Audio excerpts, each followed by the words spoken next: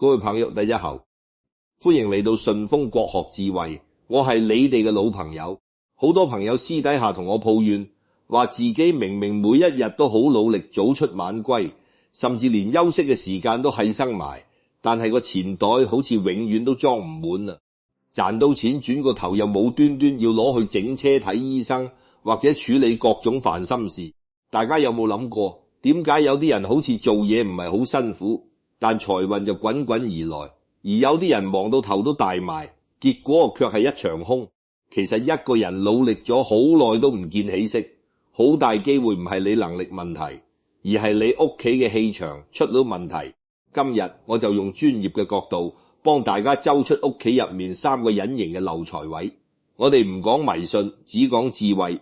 只要大家肯花少少時間去執，你嘅財運同埋心態一定會有驚喜。首先，我哋要建立一個觀念，屋企唔只係一個住嘅地方，佢係你嘅能量電池。你諗下，如果你嘅屋企長期充滿咗負能量，就好似一個漏晒電嘅電池，你每日翻去充電，充極都充唔滿，你第二日點樣去同人博弈，點樣去賺錢？易經入面有句話就物以類聚，人以群分。你嘅屋企就係你內心世界嘅投影。屋企亂代表你內心亂，屋企漏財代表你處理金錢嘅態度有盲點。我見過好多成功人士，佢哋屋企可能唔係好豪華，但一定係井井有條，每一個角落都乾淨舒服。反過嚟，好多陷入經濟困境嘅朋友，屋企往往堆滿咗各種過期嘅雜物。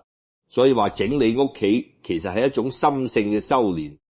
第一個位係屋企嘅玄關，呢個地方係屋企嘅後泥，係財氣進入屋企嘅必經之路。我講個真實案例，我有個學員以前生意一直好差，成日有小人作梗。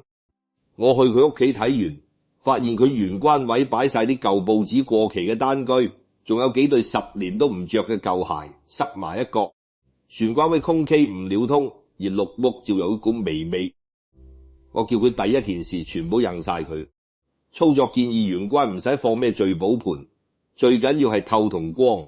如果你嗰度係暗位，一定要換個夠光嘅燈。如果你係鞋多，一定要用鞋櫃收納好，絕對唔可以擺出嚟。財神嘢係好整潔嘅，當你玄關乾淨晒，你一返屋企個心情係開朗嘅，你做生意做嘢嘅判斷力都會精準好多。你試下一個禮拜之後，你會發現你同人傾生意都順利啲。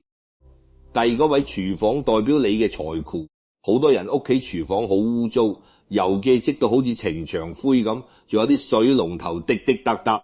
我同大家講，風水學上面水係代表財，水龍頭滴水即係代表你啲財氣好似沙漏咁，一滴一滴咁流走。第一後你幾努力，歡迎嚟到順風國學智慧，我係你哋嘅老朋友。好多朋友私底下同我抱怨又撈水，話自己明明每一日都好努力，早出晚歸，尤其係老早休息嘅時間都係生埋。你要定，但係個錢袋好似永遠都裝唔滿。我仲有一個建議，冰箱係一個轉個頭又冇端端要攞去，只有一樽過期嘅醬油，或者處理各種煩心事。大家有冇諗過？點解有啲人好似做嘢唔係好辛有良心中，但財運就滾滾而來。當你開始住，有啲人忙到頭都大埋，其實你係喺心理上給自己一個暗示。其實一個人努力咗好耐都唔見有理財能力，好大機會唔係你能力問題，而係大家自己嘅氣場。你人生1/3嘅時間，我就用都係喺個角度過，幫大家揪出頭塞滿晒3個隱形充電器亂放。我哋唔講迷信，只講智慧。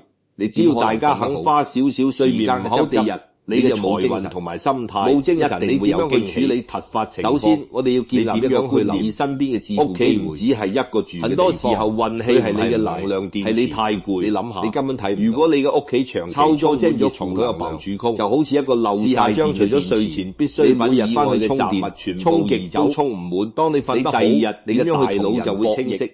你對金錢對市場嘅敏感度就會提高。我就係用呢個方法教咗好多處於你嘅屋企就係你內心世界，改完之後無端屋企多咗好多貴人，你內心亂屋，因為佢哋精神面貌好咗，你金錢嘅態度有盲點，自然就接得住。我見過好多成功人士，佢哋屋企可能呢啲係雞毛蒜皮，但一定係井井有條。人生嘅每一個角落，往往就係由呢啲細節。反過嚟，好多陷入經濟困境嘅朋友，屋企往往堆滿咗各種過期嘅雜物。呢個係宇宙嘅法則。其實係我多年嚟觀察所得出嘅真理。第一個位係屋企嘅源，唔係靠你扮命去搶呢個地方，而係靠你嘅經營去聚。係財氣進入，當你嘅家變成一個聚財之所。我講個真實案例，我有個學員嘅子女，你嘅屋企人換氣都會跟住有小人作梗。今日翻去，我去佢屋企睇開始，發現佢諗住一位擺晒啲舊報紙過期嘅單據，你就由門口開始每日搞一着嘅舊鞋。一個禮拜後，你留意下自己嘅心境係咪唔同晒？多謝你哋收睇今日嘅順豐國學智慧，全部印晒佢。如果你覺得呢條片有幫助，唔使放咩記得幫手點讚，最緊要係透同身邊嘅朋友。如果你嗰度係暗位，佢哋睇完之後，屋企運勢都會有好轉。如果你係鞋多，財運係掌握喺自己手入面，絕對唔可以擺出行出第一步。嘢係好整潔嘅，就喺你身邊。當你玄關乾淨，我哋下一條片，你一翻屋企個心情係開。各位朋友齊讓做生意做嘢嘅判斷力都會精準好多。你試下一個禮拜之後，你會發現你同人傾生意都順利啲。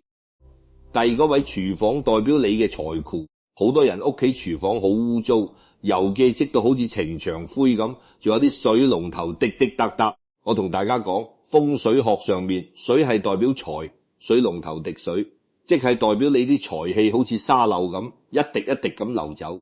你幾努力揾錢都補唔翻個漏。害操作建議第一步，檢查所有水管有漏水一定要換。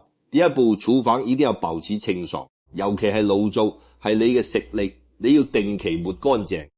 我仲有一個建議，冰箱係一個財富，唔好入面只有一樽過期嘅醬油，得閒買啲新鮮蔬菜水果，或者甚至放一罐米醬精，家中有糧，心中不慌。